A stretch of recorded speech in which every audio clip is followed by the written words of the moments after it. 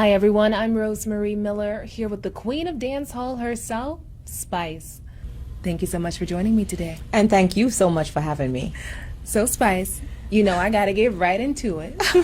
I opened my Instagram this morning and I see you all over the gossip blog. Really? Yeah, I see you, yes. I wonder what it is this time, because it's always something. I want to know, it's spicy, so it's always something spicy. Are you good? I'm great, actually. You are. I'm doing so great. I'm on my, Husa journey to becoming, this new woman, this new walk. So I like that because Spice, if somebody flipped the table at me and called me a monkey, oh wow, I'd be, taking off my earrings, ready to tussle a little bit, and I kind of. Well, I mean, I feel like that comes with. I know what I signed up for, so I'm good. I'm in a better space right now. So reality TV, is it? It comes with it. You know what You know what the franchise is about, so it's okay for me. But it's worth your peace of mind. I have my peace of mind. Nobody takes my peace of mind away from me. Because someone's opinion of me does not value who I am, and does not because someone thinks something of me, that doesn't mean that's who I am. I'm the person that came up with colorism a few years ago. I'm black and beautiful. I'm now bleach, proud, I'm a color. I've been, done it, said it all. Always reminding my melanated women how beautiful they are, to love themselves, who they are. Like, someone can't come and say a few words and that's going to get me into a mood like, no, that doesn't define me. I know who I am, so... So when people used to say those words to you, I imagine as a little girl, because I'm a dark-skinned woman too, and I was a dark-skinned little girl in Mississippi, so I get it. Did that kind of trigger little Grace Hamilton? It did at the time, but like I said, now here with you, I'm in a better space. Yeah. Because like I said, that doesn't define me. It doesn't define at you. all. Love that. So how are you doing today? I'm great. Thank you you look for great. asking. Thank you. Well, Spice, I want to get into your childhood a bit, and we're talking about money. This is new money. Could you tell me, what was your economic situation like? Were you middle class, poor? I would say I come from humble beginnings. So I would say my childhood was from the poorer class. Yeah. I remember I used to walk to school because there was not enough money to, pay the bus fare or the taxi fare. So I used to walk miles to school. That's where it started for me as a little girl. I came from humble beginnings. I have 5 siblings. My 5 siblings and I, we used to sleep on one bed in a 1-bedroom house with my mom and dad. So my childhood is really what inspires me, because I never want to go back there. I know what it's like to go to bed without food. I know what it's like to just have one pair of shoes. So that's where I'm coming from. So what does money mean to you now versus what it meant to you back then? Oh, that's a good question. What does money mean to me now?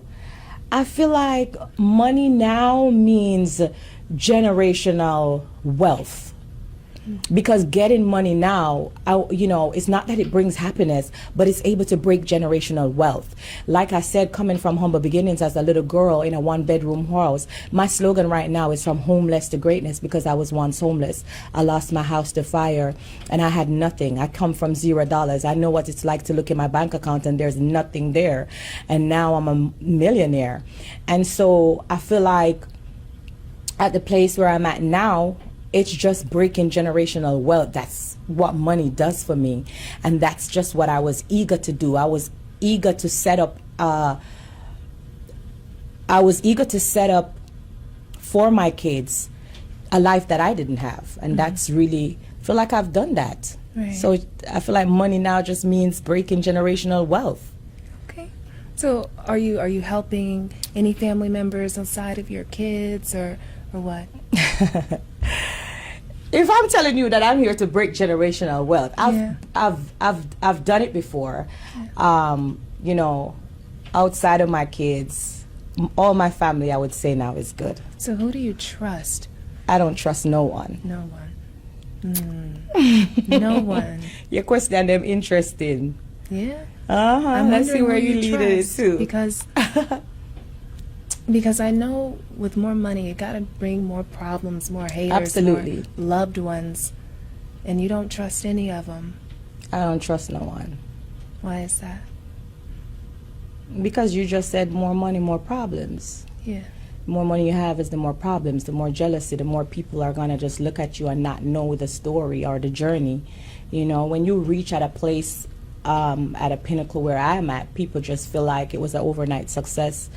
And so they start to hate on where you at, not knowing there's a journey to my story. You know, as an artist, I've been doing this for 20 years, 2 decades to get to where I'm at. So I feel like it comes with a lot of jealousy, you know.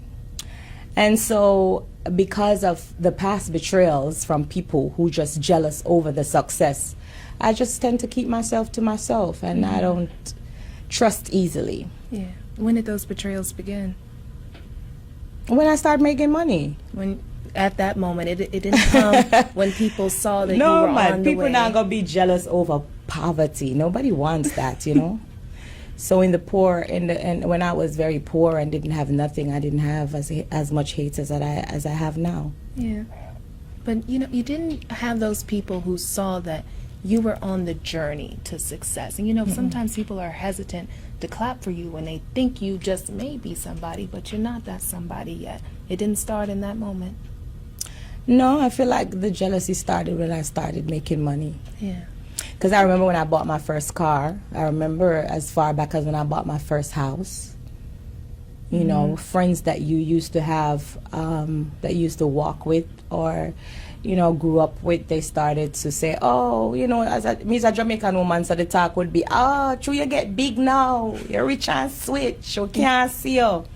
Because your time, you know, probably has changed because now you have businesses, you have a family or a house and stuff like that. You're not available as you used to be when you were poor and in the streets. So that's the slang that they start to come with. Okay. Well, let's go to something a little lighter. You mentioned your first car. What was your first car? A RAV4. Really? Okay. First job? I never had a job. Never had a job. Okay. No, I left straight out of high school and I went into becoming an artist. I started performing when I was about 14 years old.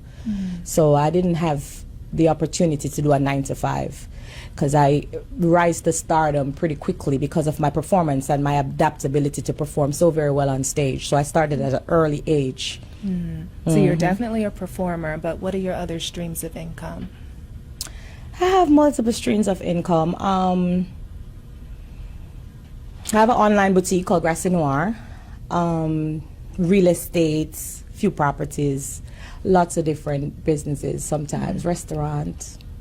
Which I've one's had a the most salon before. spicy, right? Spicy, sensational salon. Okay.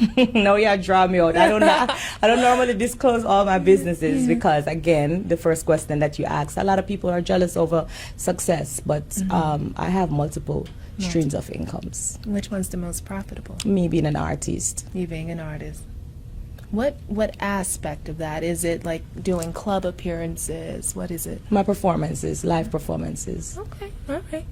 So what's one thing that you wanted in your childhood? You always wanted it, but now you have it. Houses. Houses.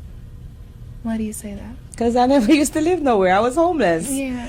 I left from homeless to greatness, like I said. So the fact that I, you know, didn't have a beautiful home, I always wanted to buy my mom a house. I always wanted to own a house. Now I have houses. Yeah. And now my mom have her house. I have houses, you know, different properties in different places, in different countries. You don't even trust your mothers. I do. I mean, my mother was a part of the conversation. We're talking about like other. My mother, when we talk about people, my mother is not in that category. I trust my mom. Okay. My mom actually is the only name on my main account. Really? So I trust her. That's mama. The only millions so we make, and mama named them.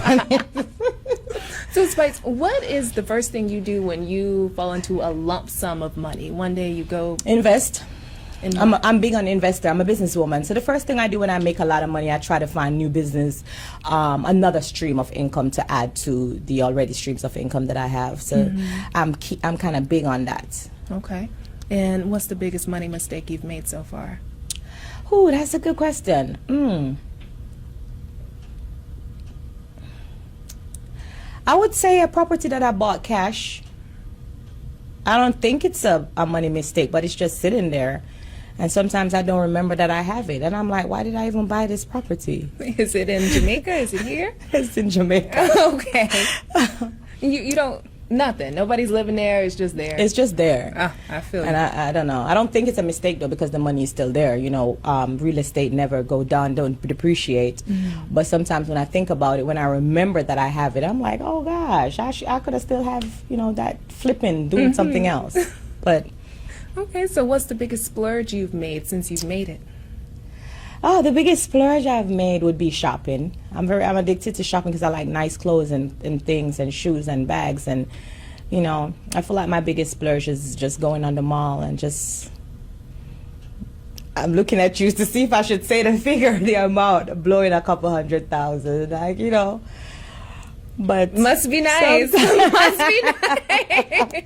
What made you successful? Do you think it was your work ethic? Some people attribute it to that.